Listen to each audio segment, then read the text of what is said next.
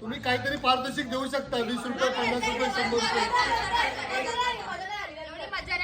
एक आमच्या आतल्या मेकअप रूम मधून एक फरमाईश आलेली आहे आमच्या वादकांसाठी आणि सिंगरसाठी. जरा जोरदार टाळ्या वाजवा.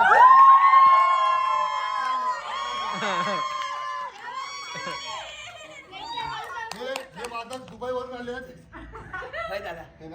हे वादक सॉक्स कुठून आला गावात आलेले वादक आहे.